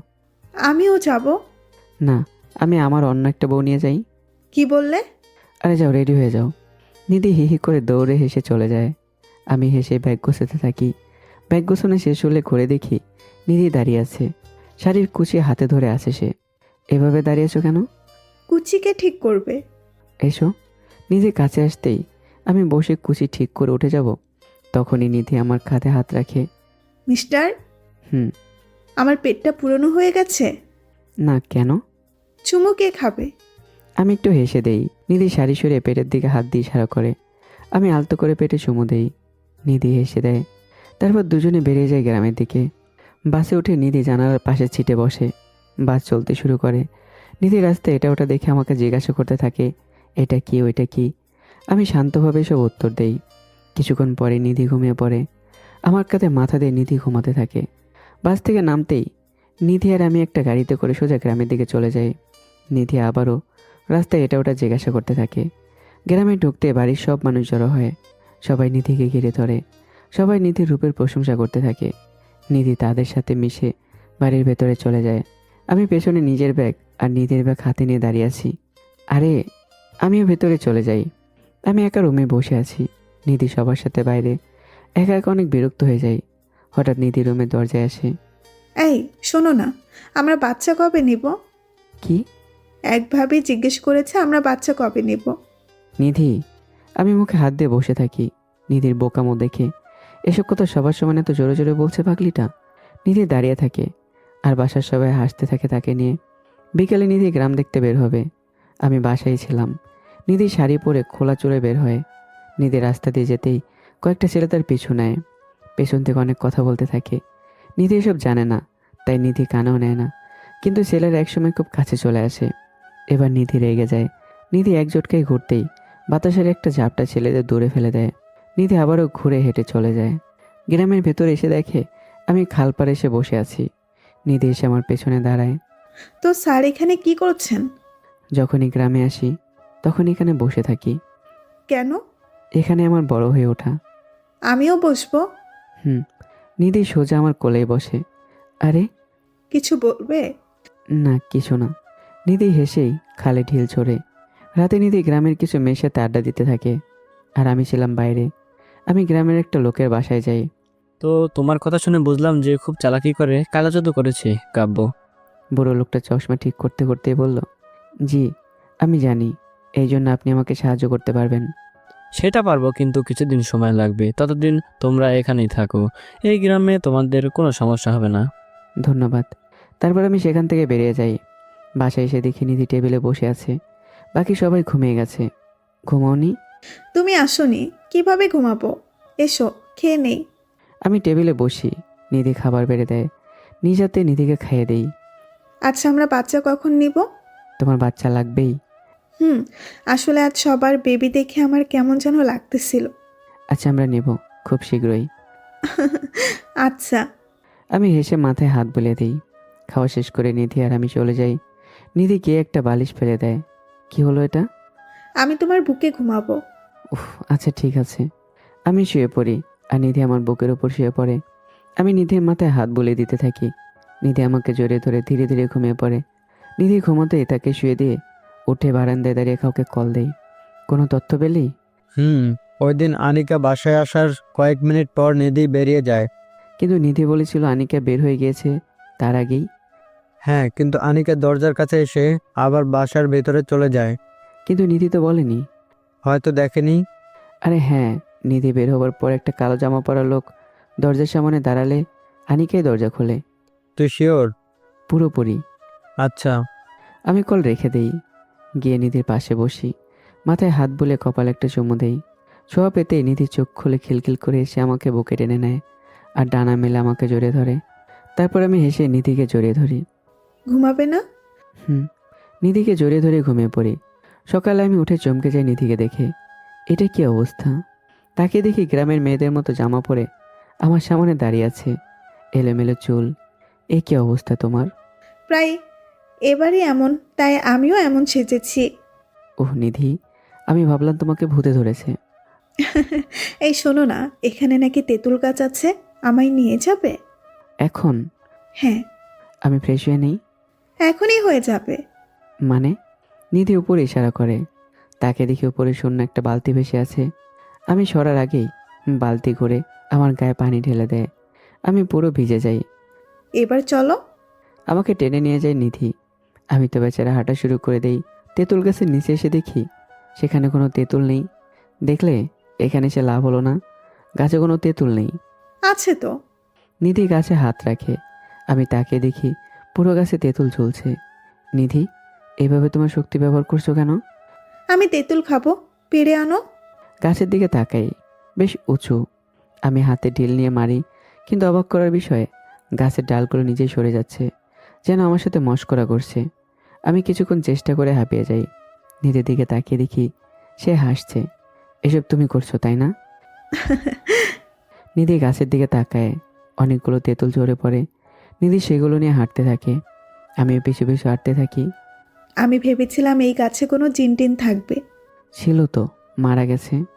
ও, তুমি কিভাবে জানো? আমি একটু হেসে আকাশের দিকে তাকাই। তার ছোটবেলায় একদিন আমি আর ডেভিল কাব্য এখানে একদিন আসি। তোর ডেভিল কাব্য তেঁতুল কিভাবে পারবি? ভাই, আমাদের নাম না বেশ বড়। তোর নাম রাখা হয়েছিল তুষার, আর আমি কাব্য। এখন আমার নামটাও তোর লাগবে। ভাই, এর জন্য এতটুকু পারবি না? আরে দূর। জন্মের সময় দুজনের নাম আলাদা আলাদাভাবে রাখা হয়েছিল, তুষার আহমেদ কাব্য। কিন্তু কাব্য নামটা দুজনেরই পছন্দ, তাই দুজনে একই নাম ব্যবহার করি। এতে কারো সমস্যা হয় না, কারণ ডেভিল কাব্য শুধু কাব্যর কাছে আসে। সে কারোর সাথে তেমন কথা বলে না, বেশ শান্ত মেজাজের।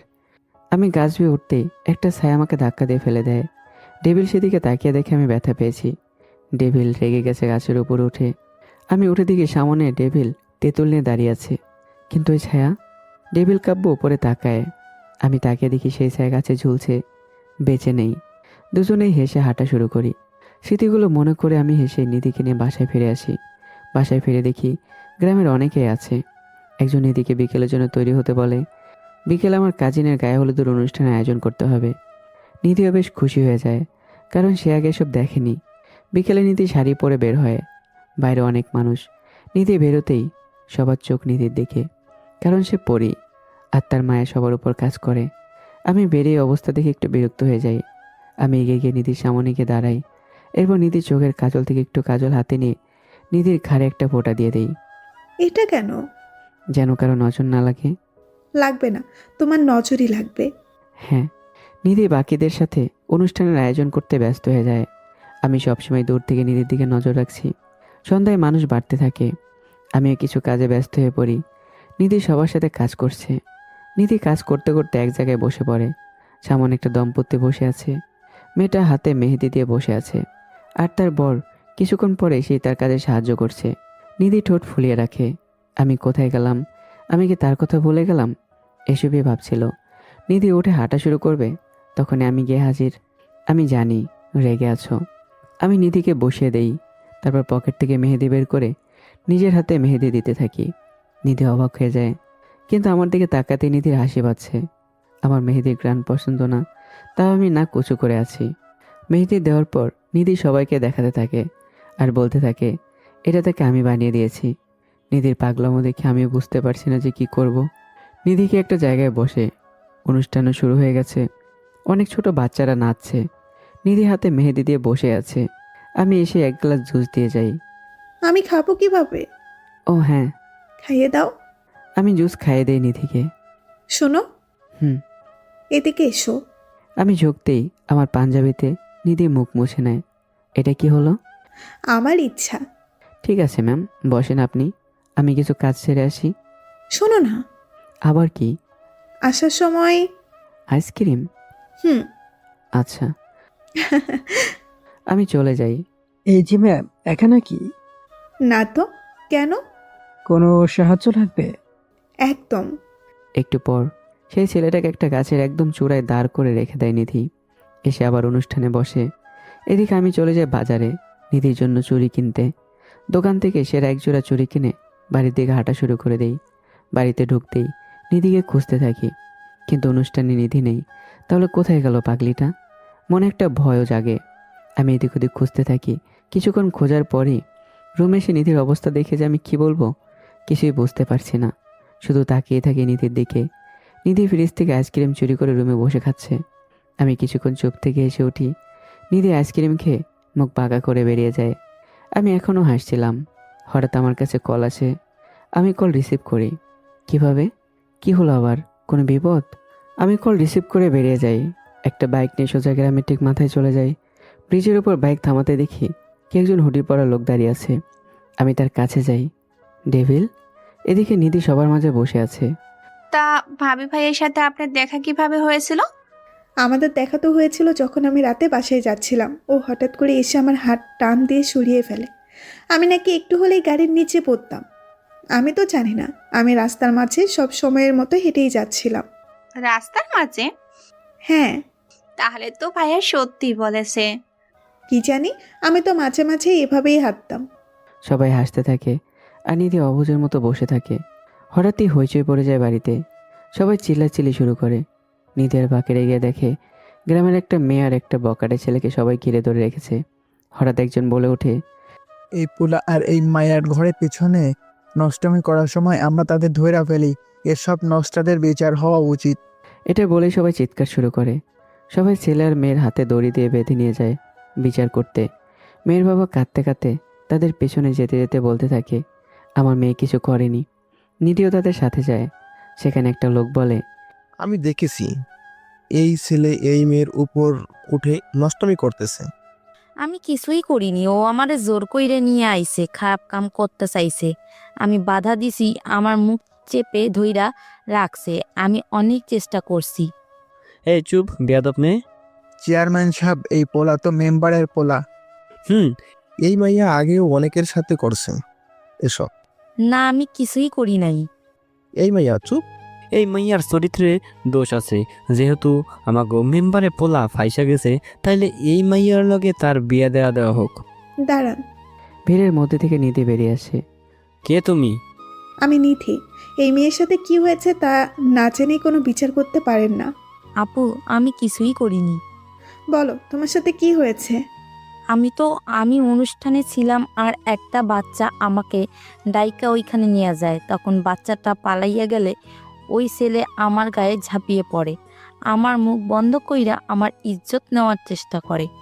অনেক আগের থেকেই ও আমার পিছনে ছিল, আমাকে প্রেমের প্রস্তাবও দিত। এই মাইয়া চুপ। আপনি চুপ।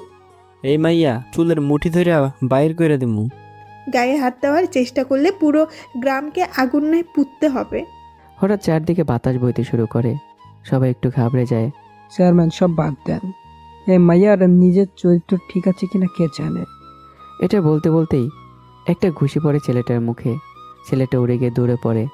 নিধির সামনে এসে দাঁড়াই আমি একটা চেয়ার নিয়ে ছেলের গায়ে মারি। চেয়ার ভেঙেও যায়। কাব্য, কি বলেন কি? আপনার পুরো বিচারের ভিডিও ইতিমধ্যেই কার্যালয়ে পাঠানো হয়ে গেছে। আর একটু পরেই তুই এই চেয়ারম্যানের পদ থেকে বাইরে। আর তোর সাহস কীভাবে হয় আমার বউয়ের ব্যাপারে কথা বলার? তোকে তো বলে আমি মাটিতে পড়ে থাকা ছেলেটার পায়ে জোরে একটা বাড়ি মারি। ছেলেটা চিৎকার দিয়ে ওঠে। কাব্য, থামো। আমি তো ভালো কথাই বলেছি। এই নষ্টা মেয়ের। আমি গিয়ে চেয়ারম্যানের সামনে দাঁড়াই। কে নষ্টা কিভাবে বলেন? এই মেয়ে এখনও ঠিক আছে, ও চরিত্র এখনও ঠিক আছে, আর ওর বিয়ে আমি দেব। চেয়ারম্যান আর কিছু বলে না। মেয়েটা ছুটে তার বাবার দিকে গিয়ে কাঁদতে থাকে। একটু পরে পুলিশ এসে চেয়ারম্যানকে আর সেই বকাটে ছেলেকে ধরে নিয়ে যায়। চেয়ারম্যানের নামে আরও অনেক অভিযোগ ছিল। আমি নিধির সামনে এসে দাঁড়াই। বাবা, এত রাগ! এর রাগার সাহস আগে তো দেখিনি। কি বললে জানো? আমার বইয়ের ব্যাপারে বললি কেন? তোমার জন্য একটা উপহার আছে। কি দেখি? আমি নিধিকে নিয়ে রুমে যাই। রুমে এসেই এবার বলো। চোখ বন্ধ। আচ্ছা। নিধি চোখ বন্ধ করলে আমি পকেট থেকে একটা লকেট বের করে নিধিকে পরিয়ে দিই, আর পেছনে দাঁড়িয়ে চুল সরিয়ে পিঠে একটা চুমু দেই। নিধি কেঁপে ওঠে, চোখ খোলে, লকেট দেখে এসে ওঠে। কি সুন্দর। চলো। আবার কোথায়? আমি নিধিকে নিয়ে বেরিয়ে যাই। নিধির চোখ বেঁধে একটা স্থানে নিয়ে আসি। একটা জায়গায় সে নিধিকে বসে চোখ খুলে দেই। নিধি চোখ খুলে দেখে সে একটা মাটি রাস্তায় বসে আছে। সামনে একটা ঝিল, আকাশের চাঁদ আর আলো ঝিলে পড়ে পুরো ঝিল চকচক করছে, যেন আলোর ঝিল। আর ঝিলের চারদিকে কিছু ঝোপঝাড়, আর তার মধ্যে থেকে ঝাঁকে ঝাঁকে জোনাকে বেরিয়ে উঠছে। নিধি অবাক হয়ে তাকিয়ে আছে। এত সুন্দর একটা পরিবেশ। কাব্য, এত সুন্দর এই জায়গাটা। তাই তো বউকে নিয়ে এলাম। নিধি আমার কাঁধে মাথা রাখে। হালকা বাতাস বইছে। কিছুক্ষণ দেখে দুজনে বাসায় ফিরে যাই। সকালবেলা আমার ঘুম ভেঙে যায় নিধির কান্নার শব্দে। আমি উঠে দেখি নিধি রুমের এক কোণায় বসে কাঁদছে। আমি দ্রুত গিয়ে নিধির কাছে যাই। কি হয়েছে? কাব্য, আরে হয়েছে কি? আমার বিল্লু। বিল্লু? বাড়ি আসার পর একটা বিল্লু আমার কাছে আসতো, আজ দেখি কেউ ওর পা ভেঙে দিয়েছে। বলে কেঁদে দেয় নিধি। আমি বুঝতে পারছি না কি করব। নিধির মন অনেক নরম, কিন্তু এখন তো নিধির মন ভালো করতেই হবে। কিন্তু কিভাবে ভালো করবো ওর মন? ওরে আমার বিল্লু রে, কে মারলো রে? কেন রে? আমি ঝট করে তাকাই নিধির এমন কান্না শুনে। এটা কিভাবে কাঁদছ?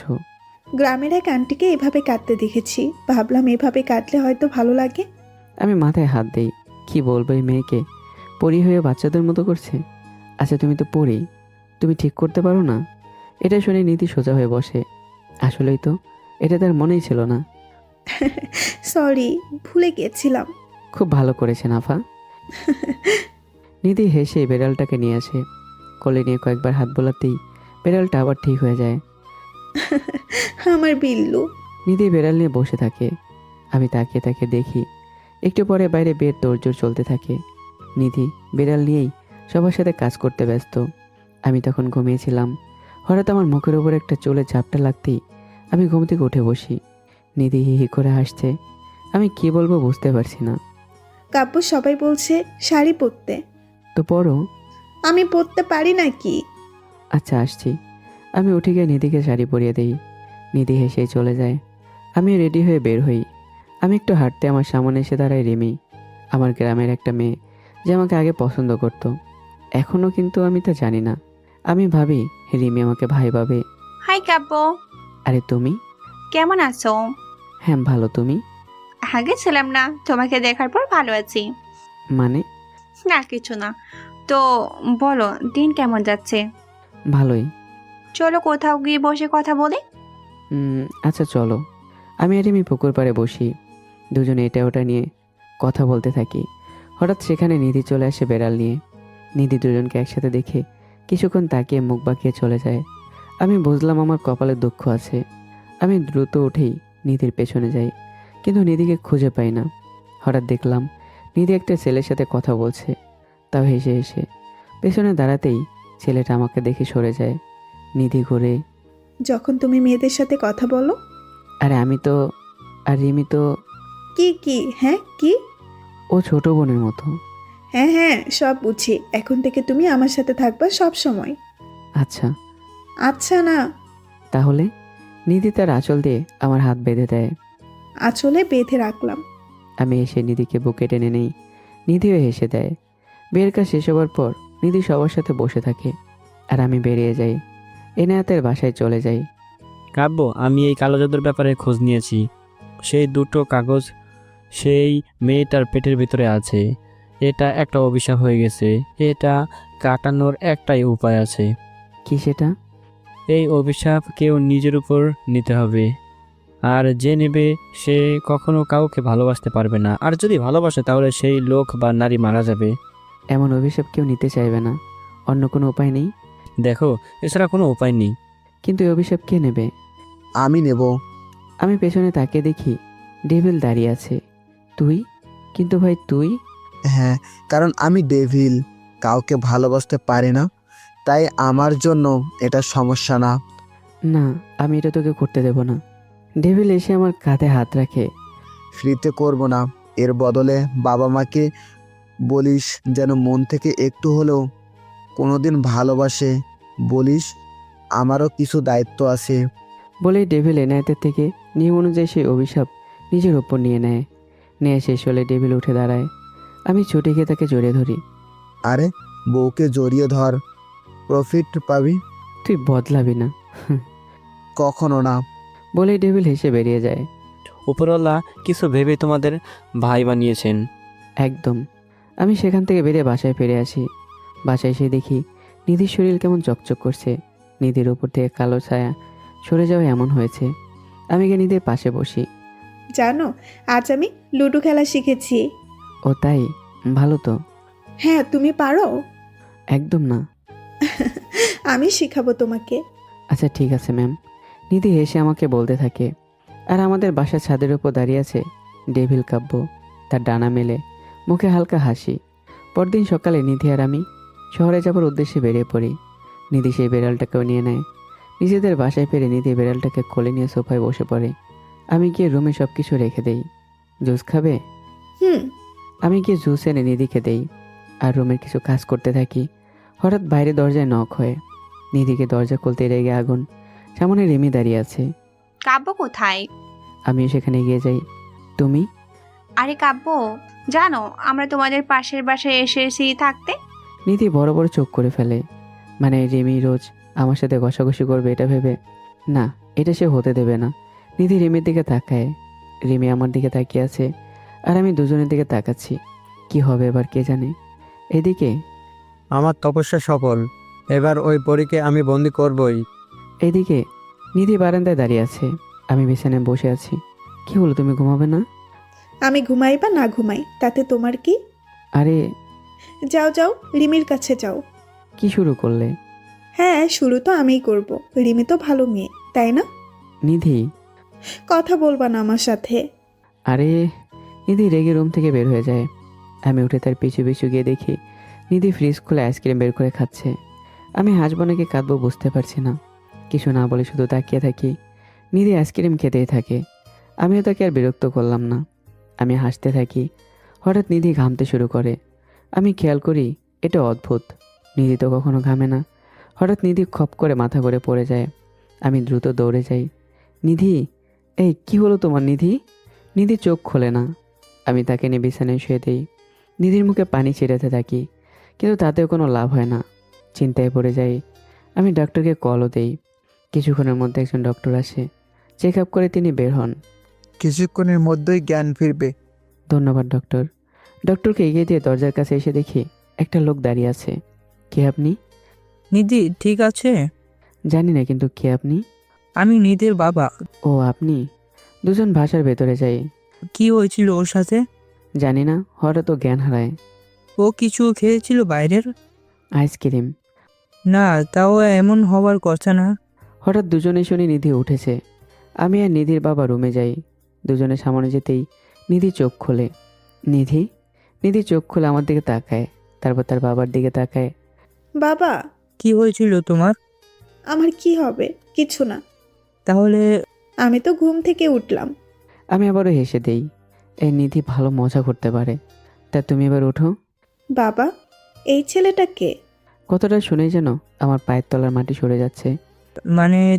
এই ছেলেটা কে? আর আমরা এখন কোথায়? বাসায় যাব না? তুমি কাব্যকে চিনতে পারছো না? না তো। বাদ দাও, চলো আমি বাসায় যাব। নিধি, আমি কাব্য। কি হয়েছে তোমার? আমার উপর রাগ করে এসব বলছো? আমি কখনো রিমির কাছে যাব না, প্রমিস। কে আপনি? বাবা চলো বাসায় যাব। নিধি উঠে দাঁড়ায়।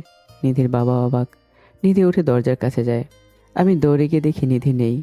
সে আমাকে ফেলে চলে গেছে। আমি খপ করে বসে পড়ি। নিধির বাবা আমার কাছে আসে। কাব্য, আমি দেখছি কি হয়েছে ওর, তুমি চিন্তা করো না। এটা বলে তিনিও চলে যান।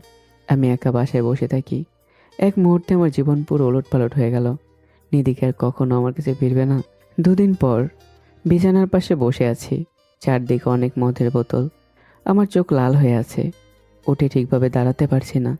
হঠাৎ অনুভব করে বারান্দায় কেউ এসেছে। তাকে দেখে নিধির বাবা। কাব্য। আপনি? নিধি আসেনি? না, নিধির ওপর কোনো মানুষ একটা কালো জাদু করেছে, তাই ওর কিছু সময়ের কোনো কথাই মনে নেই, তাই ও তোমাকে ভুলে গেছে।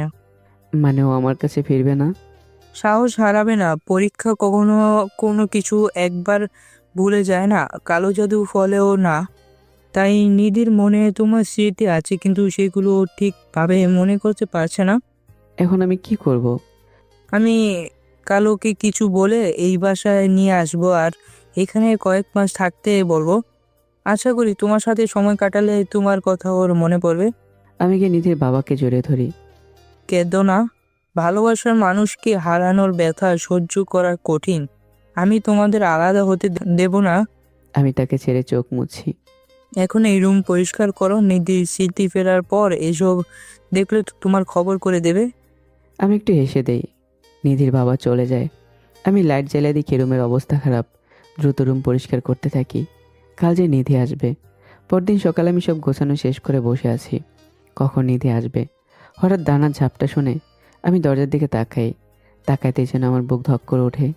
নিধি নিধি আর তার বাবা দাঁড়িয়ে আছে। নিধিকে অবিশ্বাস্য সুন্দর লাগছে।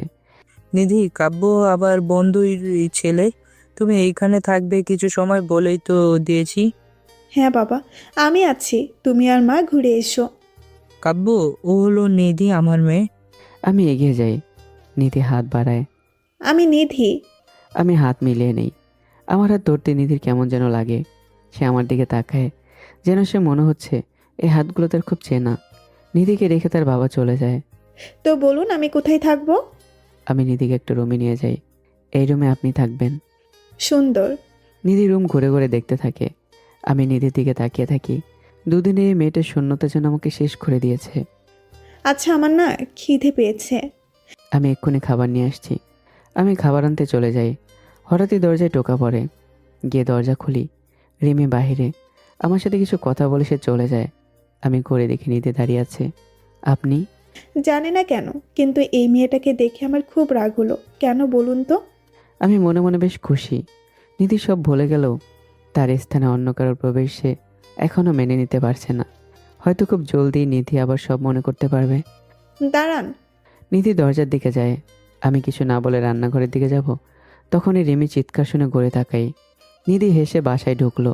কি করে এলো এই মেয়েটা আবার? আমি দ্রুত গিয়ে দেখি রিমি দরজার বাইরে চিৎপাটাং হয়ে পড়ে আছে। আমি ঘুরে নিধির দিকে তাকাই। নিধি চোখ এদিক ওদিক করে হাসছে। নিধিকে আসলেই ভুলে গেছে নাকি মজা নিচ্ছে? আমি দ্রুত গিয়ে টেনে তুলি। পড়লে কিভাবে? তা তো জানি না, মানে? হঠাৎ মনে হলো কেউ আমাকে ধাক্কা দিয়ে ফেলে দিল। ব্যাপার না, বাসায় কি বিশ্রাম নাও। আমি রিমিকে এগিয়ে দিয়ে বাসায় ফিরে আসি। বাসায় এসে দেখি নিধি সোফায় আছে। আমি গিয়ে সামনে দাঁড়াই। এটা কেন করলে? আমার ওকে পছন্দ না, তাই। পছন্দ না হলে ফেলে দেবে? হ্যাঁ। কি? নিধি সোফা থেকে উঠে নিজের রুমে চলে যায়। সব ভুলে গেলেও এই মেয়ের ব্যবহারের আচরণ আগের মতোই। আমি মাথা চুলকে দাঁড়িয়ে থাকি। বিকেলে সোফার মধ্যে ঘুমিয়ে আছি। তখনই নিধি এসে আমাকে ধাক্কা দিতে থাকে। চোখ খুলে দেখি নিধি সামনে দাঁড়িয়ে, হাতে একটা শাড়ি। উঠবেন একটু? বলুন। এটা কিভাবে পরে? এটা তো শাড়ি, শাড়ির মতোই পরবে তাই না? আমি পারি না, শিখিয়ে দিন। আমি? এখানে অন্য কেউ নেই। আচ্ছা। আমি উঠে নিধিকে একটু করে বলে দিতে থাকি আর সে অনুযায়ী সে পড়তে থাকে। কিন্তু নিধি কিছুতেই কুচি ঠিক করতে পারছিল না। বারবার চেষ্টা করার পর বিরক্ত হয়ে আমার দিকে তাকায়। আমি ব্যাপারটা বুঝতে পেরে নিজেই কুচি ঠিক করে দিতে থাকি। হঠাৎ নিধি আমার দিকে তাকিয়ে দেখে তার কেমন যেন লাগছে, যেন এসব তার সাথে আগে হয়েছে। খুব ইচ্ছে করছে আমার মাথায় হাত বোলাতে, কিন্তু নিধি নিজেকে কন্ট্রোল করে নেয়। আমি শাড়ি পরানো শেষ করি। এবার আমি ঘুমাই। হুম। আমি শুয়ে পড়ি। নিধি চুপ হয়ে রুমে চলে যায়। আমি চোখ খুলে নিধি চলে যাও দেখি। নিধি রুমে কে বিছানায় বসে পড়ে। কেন তার মধ্যে অনুভূতি হচ্ছে সে বুঝতে পারছে না। আমি কে, তার কি হই, খুব কাছের কেউ, সে কিছুই মনে করতে পারছে না। আমি বাইরে থেকে নিধির এই অস্থিরতা খেয়াল করি, কিন্তু কিছু বলিও না। তারপর নিজেই ফিরে আসি নিজের রুমে। এদিকে একটা গ্রামের মধ্যে একটা ছেলে আর একটা মেয়েকে বেঁধে রাখা হয়েছে। তারা প্রেম করে, তাই গ্রামের প্রতিটা মানুষ তাদের শাস্তি দিতে চায়। দুজনকে একটা সুযোগ দেয়, হয় একে অন্যকে বলতে হবে বা শাস্তি পেতে হবে। ছেলে আর মেয়েটা একে অন্যকে ছাড়বে না। তখনই ভিড় ঠেলে বেরিয়ে আসে ডেভিল কাব্য। এসে ছেলে মেয়ের হাতের বাঁধন খুলে দেয়। যাও এখান থেকে। কিন্তু মেয়েটাকে নিয়ে পালাও। ডেভিল ছেলেটা আর মেয়েটার যাবার রাস্তা করে দিলে দুজনে পালায়। গ্রামের সবাই ডেভিলের উপর ক্ষিপ্ত হয়ে যায়। ডেভিলকে মারতে সবাই এগিয়ে আসে। ডেভিল মাঝে একটা চেয়ারে বসে আছে। ছেলে আর মেয়েটা গ্রাম থেকে অনেক দূরে পালিয়ে যায়। একটু পর দেখা যায় ডেভিল গ্রামের বাইরে দাঁড়িয়ে আছে। ডেভিল পেছনে থাকায় পেছনে পুরো গ্রাম আগুনে পড়ছে। এদিকে আমি সোফায় ঘুমাচ্ছিলাম। হঠাৎ দরজায় কারো টোকা পড়ে। আমি উঠেই দরজা খুলি। বাইরে দাঁড়িয়ে আছে ডেভিল। তুই? ভাই, খিদে পেয়েছে, কিছু খেতে দাও। ভেতরে আয়। আমি ডেভিলকে নিয়ে রুমে চলে আসি। ডেভিল খেতে বসে। নিধি সব ভুলে গেছে। মানে? কেউ কালো জাদু করেছে, তাই নিধি সব ভুলে গেছে। ডেভিল কিছু একটা ভেবে হাত ধুয়ে উঠে পড়ে। খেয়ে নে। আগে কাজ শেষ করে আসি। ডেভিল বেরিয়ে যায়। আমার একটু খারাপ লাগে। সকালে উঠে দেখি আমি আবারও সোফায় ঘুমিয়েছিলাম, কিন্তু নিধি কোথায়? আমি উঠে ফ্রেশ হয়ে নিধির রুমে গিয়ে দেখি নিধির রুমে অনেক ফুল ফুটে আছে প্রতি ট্যাবেই। আমি এসে তাকিয়ে দেখি নিধি জানালার পাশে বসে তাকিয়ে আছে বাহিরে। রাতে খেয়েছিলেন? না, আপনি আমাকে ডাকেননি কেন? এমনি। আমি গিয়ে রান্নাঘরে রান্না করতে থাকি। নাস্তা বানাচ্ছি। নিধি এসে পাশে দাঁড়ায়। কি বানাচ্ছেন? ইট। কিন্তু এটা তো রুটি। দেখতেই তো পাচ্ছেন এটা রুটি। সাহায্য লাগবে? কখনো বানিয়েছেন? হ্যাঁ। কবে? মনে নাই, দিন, আমি বানাচ্ছি। নিধি আমার থেকে নিয়ে নিজে রুটি বানাতে থাকে। আমি গালে হাত দিয়ে দেখতে থাকি। নিধি বানিয়ে আমাকে দেখায়, কিন্তু রুটি হয়েছে তেরা বেঁকা। এটা কি আপনাদের দেশের মানচিত্র? হ্যাঁ। আমি একটু মুচকে হাসলাম। নিধিও হাসতে থাকে। আমি হেসে কাজে মন দেই। পাশে নিধি তাকিয়ে থাকে। হঠাৎ আগুনের চাকা খাই। উহ শিট! নিধি হেসে ওঠে, কিন্তু আমার যন্ত্রণা দেখে তার খারাপ লাগে। আমার হাতটা ধরে ফু দিতে থাকে। আমি অনুভব করলাম হাতের ব্যথা উধাও হয়ে গেছে। সারাদিন পেরিয়ে যায় দুজনের। রাতে নিধি আর আমি লুডো খেলতে বসি। অন্যদিকে গভীর রাতে একটা শপিং মলের ভেতরে একটা লোক গিয়ে হাতের একটা ব্যাগ দোকানে রাখে। এরপর তাতে আগুন জ্বালিয়ে দেয়। হঠাৎ সে খেয়াল করে আগুনের শিখা তার দিকে তাক করে আছে, যেন কোনো চুম্বকীয় টান অনুভব করছে আগুন। লোকটা ভয়ে পিছনে তাকিয়ে দেখে পেছনে ডেভিল দাঁড়িয়ে আছে। হ্যালো হারামজাদা। লোকটা চিৎকার করবে, তার আগে ডেভিল তার গলা চেপে ধরে। ধীরে ধীরে লোকটার শরীর পড়তে থাকে আগুন ছাড়াই। একসময় পরে একটা বাজে অবস্থা হয়ে যায়। ডেভিল কাগজে লিখে দেয়, আগুন লাগাতে এসে আগুনে পুড়ে ছাই। লিখে লোকটার দেহের দুই পায়ের মাঝে লাগিয়ে যায়। এদিকে নিধি আর আমি লুডো খেলায় বারবার আমি জিতে যাচ্ছিলাম, তাই নিধি রেগে আগুন। এবারে আমি ইচ্ছে করে হেরে যাই। দেখলে দেখলে আমি জিতে গেলাম। হ্যাঁ, আপনি তো একদম প্রো। আমি একটু হেসে দেই। নিধি উঠে নাচতে থাকে খুশিতে। হঠাৎ নিধির নাচ থামিয়ে আমার দিকে তাকায়। আচ্ছা, আমাদের মধ্যে সম্পর্ক কি? নিধির এই প্রশ্ন শুনে আমি থমকে যাই। কি উত্তর দেব নিধিকে? নিধি অবুঝভাবে তাকিয়ে আসে উত্তরের আশায়। সত্যিটা কি বলে দেব?